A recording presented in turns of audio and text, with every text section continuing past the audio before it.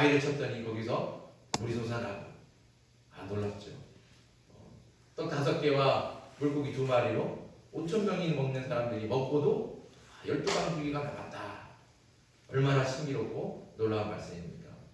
성경에는 이런 기적의 말씀들이 많아요. 많죠. 그런데 오늘같이 신기한 말씀은 아마 눈 씻고 찾아봐도 없을 겁니다. 오늘 왜 특별히 신기합니까? 왜 놀랍습니까? 그렇죠. 나귀가 말을 해요. 그냥 말을 하는 게 아니고 사람의 말을 하고 주인과 대화를 합니다. 어떻게 이런 말씀이 있을까? 신기하죠. 자, 오늘 말씀을 통해서 우리가 우리에게 주신 하나님이 이렇게 정말 신기한 말씀, 이게 과연 이럴까 하는 말씀 속에서 또 하나님께서 들려주신 말씀이 분명히 있죠. 우리가 그 은혜의 말씀을 함께 나눌 수 있길 소망합니다. 오늘 말씀을 이해하기 위해서는 먼저 발락과 발람이라고 하는 이 2 사람을 알아야 됩니다. 발락과 발람, 이름이 비슷하죠? 헷갈리면 안 돼요. 그렇다고 2 사람이 형제는 아닙니다. 전혀 다른 사람이죠. 발락, 발람. 우선 발락은 모압의 왕입니다. 이스라엘이 40년의 광야 생활을 시작했던 그 가데스 바냐, 그렇죠? 그 가데스 바냐에서 정탐을 보냈다가 그 돌아온 정탐꾼들이 땅을 악평하면서 백성들을 선동하는 바람에 백성들이 하나님께서 약속하신 그 가나안 땅에 들어가지 않고 하나님을 원망하고 거역했잖아요. 그래서 하나님께서 이스라엘 백성들을 징계하신 거예요. 그래서 가데스 바냐에서부터 시작해서 40년 동안을 광야에서 헤매기로 된 거예요.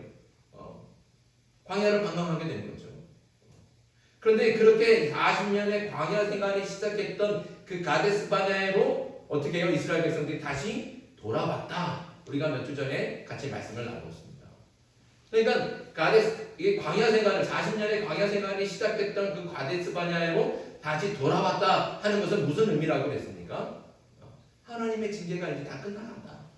하나님께서 징계하셨던 그 40년의 그 광야 생활이 이제 다 끝나고 이제 하나님께서 약속하신 그 가나안 땅, 젖과 꿀이 흐르는 그 가나안 땅에서 이제 그 땅을 차지하고 그 땅에서 누릴 평안과 풍요가 이제 그 앞에 얼마 남지 않았다. 이것을 의미한다고 했습니다. 이제 가데스 바냐에서 가나안 땅으로 올라가는 얼마 안 되는 여정이 남아 있는 거예요. 40년이 거의 다 지나고 이제 가데스 바냐에서 가나안으로 가는 거죠. 그런데 안타깝지만 원래 가데스 바냐에서 가나안으로 올라가는 길은 가장 안전하고 빠른 길은 에돔 가운데를 가로질러 가는 거예요. 그걸 왕의 길이라고 해요. 왕의 대로라고 하는데 그렇게 무역길처럼 이렇게 아주 곱게 난 길이 있습니다. 대로가 있어요. 그 길을 따라서 에돔을 지나서 가면 그냥 곧바로 가나안에 들어갈 수 있어요. 가장 안전하고 가장 빠른 길인데 그런데 그 길로 못 가게 된 거예요. 왜냐하면 에돔한테 제발 그 길로 좀 가게 해주십시오. 이스라엘 모세가 이렇게 요청을 했지만 에돔이 어떻게 했어요? No, 안 된다. 거부한 거예요. 그렇다고 해서 그 에돔을 칠 수 있냐? 왜 우리를 못 가게 해? 가만 안 놔두겠어 하고 쳐들어갈 수도 있지만 하나님께서 에돔은 어떻게 해요? 에돔과는 전쟁하지 말아라. 싸우지 말고 그 땅도 뺏지 말아라. 왜냐? 에돔은 형제의 나라니까. 형제의 백성이니까. 그러니까 에돔은 그렇게 침략하지 말라고, 에돔과는 싸우지 말라고 하나님께서 이미 명령을 하신 겁니다. 그래서 에돔이 허락해 줄 줄 아니까 에돔으로 바로 지나가면 바로 가나안으로 들어갈 수 있는데 어쩔 수 없이 에돔 밑으로 해서 에돔 땅이 여기 있으면 에돔 밑으로 해서 쭉 밑으로 해서 돌아서 갈 수밖에 없어요. 에돔을 해둘러갖고 쭉 돌아서 그렇게 다시 요단 동편 땅으로 올라가는 겁니다.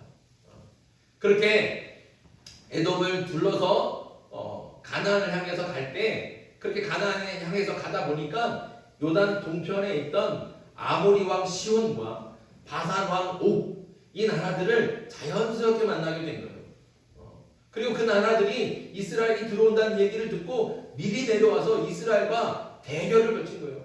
감히 우리나라를, 우리 민족을, 우리 땅을 침범해? 그러면서 그 민족들이 먼저 와서 칼을 들고 대적을 했어요. 하나님께서 가만두시겠습니까? 하나님의 백성을 지켜주시는 거예요. 그래서 이스라엘 백성들을 지켜주신 하나님께서 그 아모리 왕 시온과 바산 왕 옥, 요단 동편에서는 이 왕들보다 더 강한 왕이 없거든요. 가장 강한 백성이에요. 그런데 그 백성들을, 그 왕들을 다 쳐서 물리치게 하셨어요. 그리고 그 땅과 그 성읍들을 다 정복했던 겁니다. 그렇게 이스라엘 백성들은 가나안을 향해 지나가면서 그 땅에 있던 요단 동편에 있던 아모리 왕 시온과 바산 왕 옥을 처음 물리치고 그 땅을 다 정복하고 차지했습니다. 그리고 나서 어떻게 해요? 이스라엘 백성들은 요단 강이 바로 눈앞에 보이는 모압 평지에 진을 치게 된 겁니다. 이렇게 이스라엘이 요단 동편 땅을 무섭게 치고 들어오니까 똑같이 그 요단 동편 땅에 자리를 잡고 있던 모압 왕 발락이에요. 이 발락이 마음이 겁이 났습니다. 겁이 났죠. 야, 저 이스라엘 백성들이 아모리 왕 시온도 물리치고 바산 왕 옥도 물리치고 그 땅을 다 정복했는데, 야, 저 민족이 우리도 쳐들어오는 거 아니야? 우리도 정복하는 거 아니야? 어떡하지? 겁이 난 거죠. 더군다나 이스라엘의 군대 숫자가 많다는 거예요. 너무 많다는 거예요. 그러니까 그 이스라엘하고 정면으로 맞대결을 하면 이건 이길 수가 없는 거예요. 도저히 아무리 생각해봐도 이렇게 싸워봐야 승산이 없겠다. 발락은 이미 그렇게 결론을 내린 겁니다. 그럼 어떡하지? 저 민족이 쳐들어오면 어떡하지? 그렇게 두려움 가운데 고민하다가 한 가지 꼼수를 하나 생각했는 거예요. 이게 뭐냐면 바로 발람을 데려오는 겁니다. 발람은 당시 꽤 신통하다고 소문난 선지자였습니다. 좋게 말해서 선지자지 사실은 돈을 받고 점을 쳐주는 무당입니다. 그런데 발람의 능력이 꽤나 대단했던 것 같습니다. 왜냐하면 발람이 살고 있는 부돌이라고 하는 곳은 유프라테스 강 근처에 있거든요. 근데 유프라테스 강 그 근처에서 모압까지, 요단강까지는 650km가 넘는 그렇게 먼 길을 가야 되는 거예요. 그게 멀리 있는데도 불구하고 발람의 소문이 어디까지 들려왔어요? 모압 땅까지 들려와요. 모압에 있는 발락의 귀까지 들어왔다는 거예요. 그러니까 이 발람이라고 하는 사람은 무당이긴 한데 꽤나 아무튼 신통하고 점도 잘 치고 아무튼 그런 능력 있는 사람이었음에 틀림이 없습니다. 그렇게 모압 왕 발락은 이 능력 있는 무당 발람이 이스라엘을 저주해주면 이스라엘이 그 저주를 받고 전쟁에서 패할 것이다, 이렇게 생각을 했습니다. 그래서 발람에게 줄 복채를 두둑하게 챙겨서 신하들을 발람에게 보낸 거예요. 그래서 발람을 초청해서 모압으로 와서 저 모압 평지에 진치고 있는 저 이스라엘 백성들 향해서 저주를 좀 해주십시오. 그렇게 부탁을 했는데 발락이 어떻게 했을까요? 발락은 거절했어요. 우리 말씀 22장 13절 한번 가볼까요? 22장 13절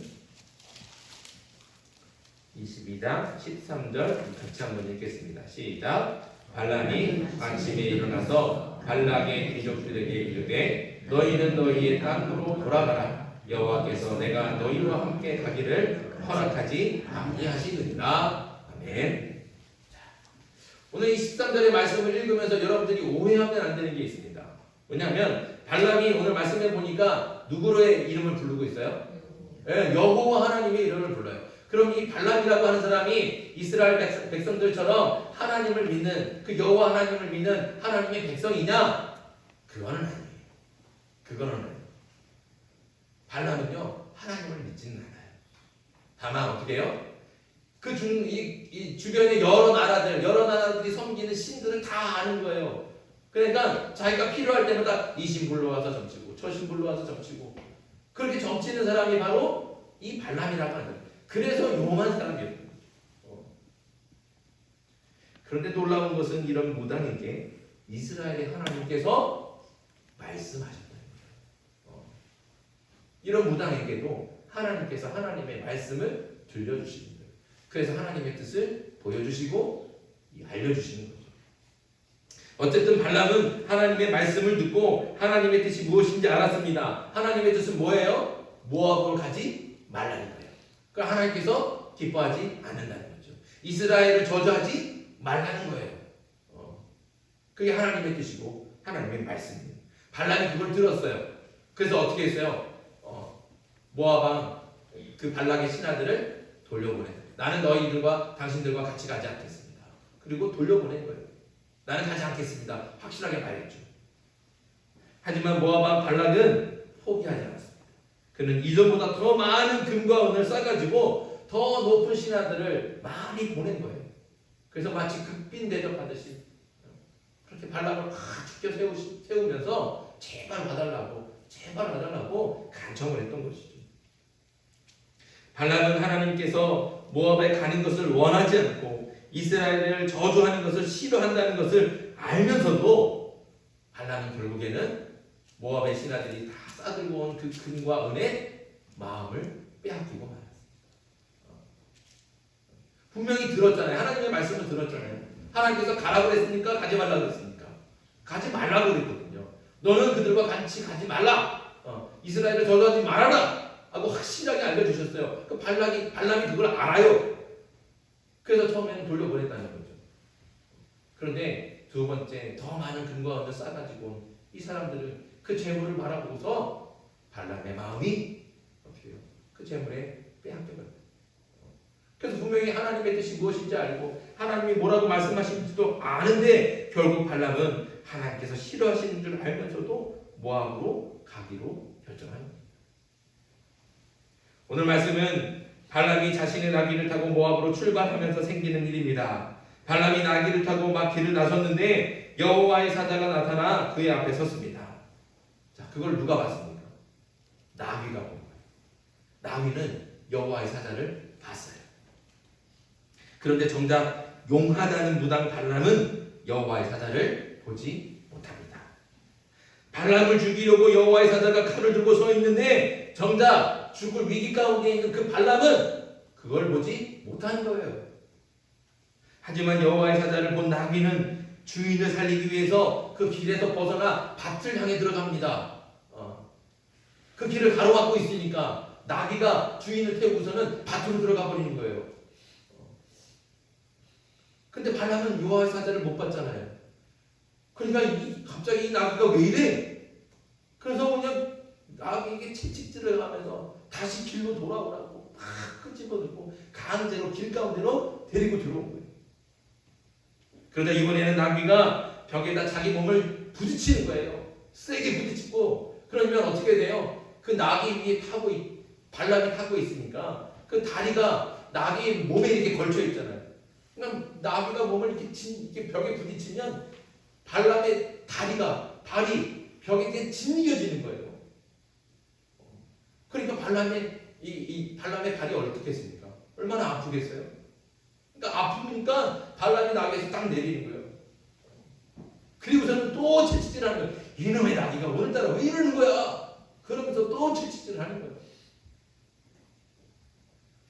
그래도 여호와의 사자가 칼을 빼들고 그 좁은 골목 가운데 다 막아 서고 있으니까 이번엔 나귀가 아예 가지도 갈 생각을 안 하고 발람의 다리 밑에서 발 밑에 그냥 납작 엎드려 버렸습니다. 그러니까 발람은 또 어떻게 합니까? 화가 나는 거죠. 도대체 한 번도 이런 적이 없는데 이놈의 나귀가 갑자기 무슨 일이 생긴 건가? 병이 난 건가? 왜 말을 안 듣나? 화가 머리끝까지 나는 거예요. 그러니까 이번에는 자기가 들고 있던 지팡이로 그냥 사정없이 때려버렸어요. 이때 너무나 신기하고 놀라운 일이 벌어집니다. 나귀가 사람의 말을 하는 거예요. 어떻게 해요? 하나님께서 나귀의 입을 여서서 말을 하게 하신다는 거죠. 그럼 뭐라고 말을 했습니까? 나귀가 이렇게 얘기해요. 내가 당신에게 무슨 짓을 했다고 이렇게 3번씩이나 나를 때립니까? 나귀가 이렇게 말을 했다는 거예요. 내가 당신한테 뭘 했다고? 나를 왜 이렇게 때리는 거예요? 나귀 입장에서는 어때요? 억울해요? 안 억울해요? 나귀가 왜 그런 행동을 했습니까? 주인을 살리려고 그러는 거예요. 주인을 죽이려고 칼을 들고 여호와의 사자가 서 있는데 그냥 앞으로 가면 주인이 꼼짝없이 죽게 돼 있으니까 어떻게든 그 여호와의 사자를 피하려고 밭에도 가보고 안 가보려고 막 짓이겨보고 엎드려 가고 나는 안 가겠습니다. 주인 가면 안 됩니다. 이렇게 말하고 있는데 그 주인은 몰라요. 어떻게든 나귀는 이 주인을 살려보겠다고 그렇게 애를 쓰는데 그런데 돌아오는 건 채찍질이고 매질을 하니까 나귀가 얼마나 억울하겠습니까? 자, 나귀가 말을 하는 이 신기한 이야기, 오늘의 말씀, 이 말씀을 통해서 우리가 들어야 될 말씀은 무엇일까요? 우리는 짐승을 말 못하는 짐승이라고 인간보다 못한 존재로 생각합니다. 그런데 오늘 말씀에 나오는 나귀는 어떻습니까? 나귀는 여호와의 사자를 볼 수 있는데 정작 짐승보다 낫다고 말하는 인간, 사람인 발람은 어떻게 여호와의 사자를 보지 못하는 거예요. 더 비교가 되는 것은 나귀는 칼을 들고 있는 여호와의 사자에게서 주인의 목숨을 지키려고 그렇게 애를 쓰고 충성을 다하는데 발람은요, 주인 대신 하나님의 뜻을 거역하는 거예요. 하나님의 말씀을 불순종하고 있는 거예요. 나귀는 주인을 위해 충성하지만 발람은 주인을 거역하고 있습니다. 결국 사람인 발람과 짐승인 나귀, 누가 더 나은 동물입니까? 누가 더 나은 생물입니까? 발람은요, 짐승보다도 못한 사람이지.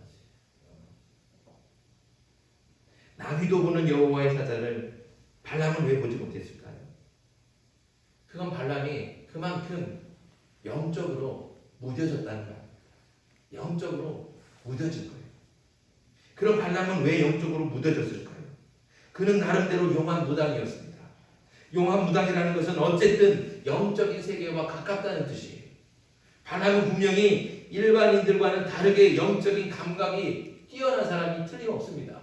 그런데 그랬던 발람이 왜 이렇게 영적으로 무뎌지고 무감각해졌을까요? 그건 바로 탐욕 때문입니다. 욕심 때문입니다. 그는 탐욕에 눈이 멀었습니다. 온통 발락이 약속한 그 재물에만 빠져 있다 보니까 정작 봐야 할 것을 보지 못하는 영적인 소경이 되고 말았습니다. 이렇게 인간이 탐욕에 빠지면 영적인 소경이 되는 겁니다. 물질에 대한 욕망에 빠지면 오직 물질만 바라보게 되고 육체의 쾌락에 빠지면 오로지 쾌락을 쫓는 길만 쫓아가게 되는 거예요.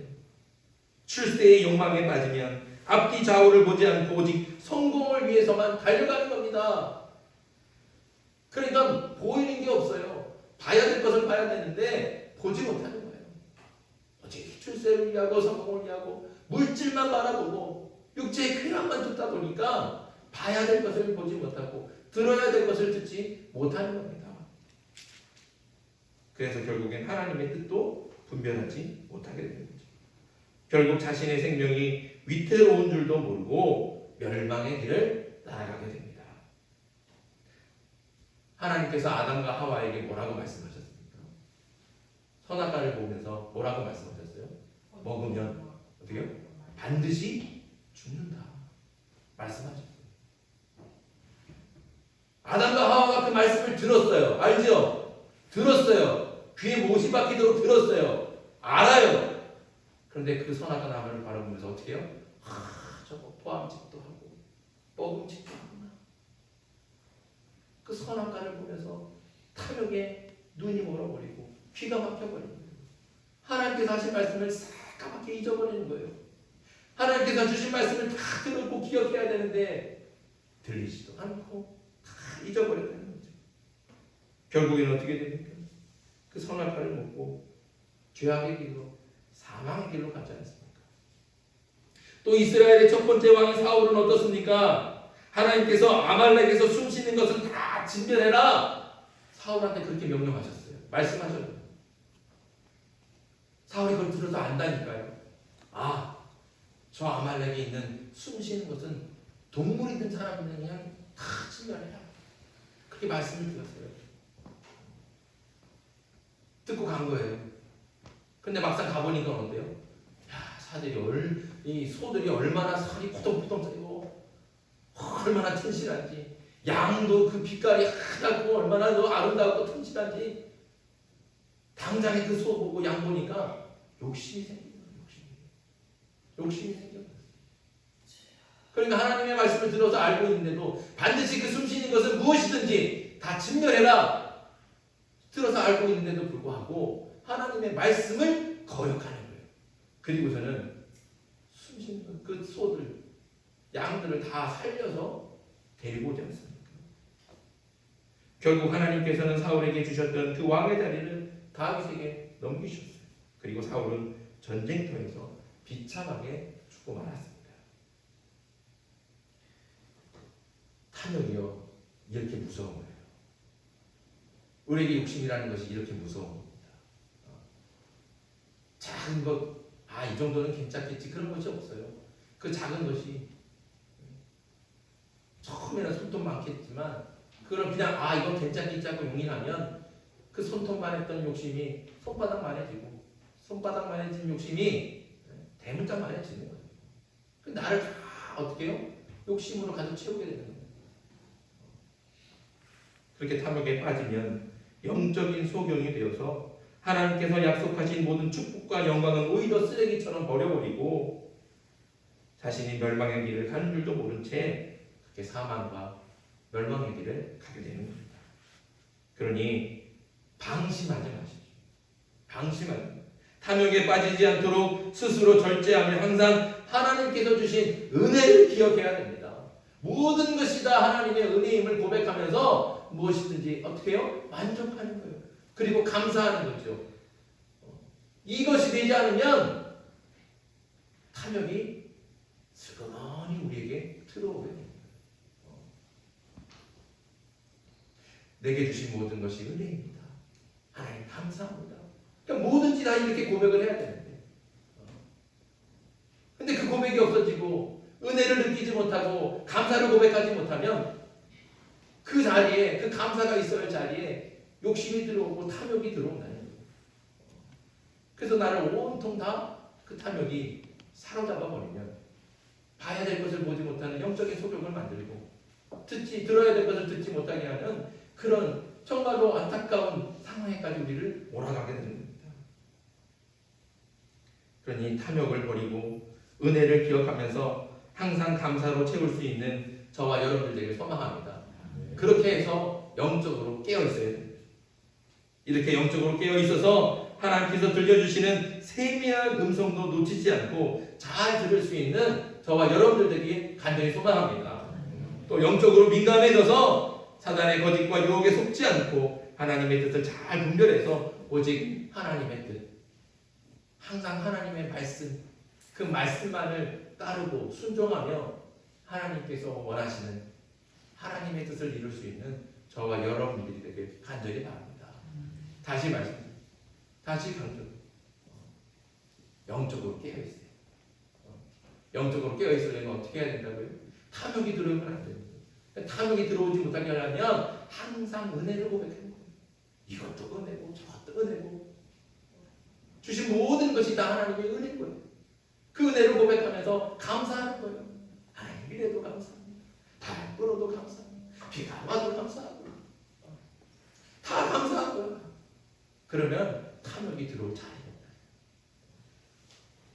이렇게 날마다 은혜를 기억하면서 감사를 고백하는 저와 여러분들에게 소망합니다. 그래서 영적으로 깨어있어서 하나님께서 들려주시는 세미한 음성도 다 들을 수 있고 하나님께서 보여주시는 하나님의 뜻도 잘 보고 분별해서 하나님께서 기뻐하시는 하나님의 뜻을 이루고 하나님께 영광을 돌리는 저와 여러분 그리고 우리 검은교회가 되길 주님의 이름으로 축복합니다. 주신 말씀 기억하면서 이 시간 함께 기도합시다. 기도할 때 하나님 탐욕에 대한 마음을 빼앗기지 않고 사로잡히지 않게 해주시옵소서. 언제나 모든 것이 하나님의 은혜임을 알게 해주시고 만족하면서 무슨 일이든지 범사에 감사하게 해주시옵소서. 하나님 영적으로 깨어있게 해주시옵소서. 영적으로 민감해져서 하나님의 뜻을 잘 분별할 수 있든 하나님 영적으로 깨어있는 그런 사람 되게 해 주시옵소서. 이 기도 제목 가지고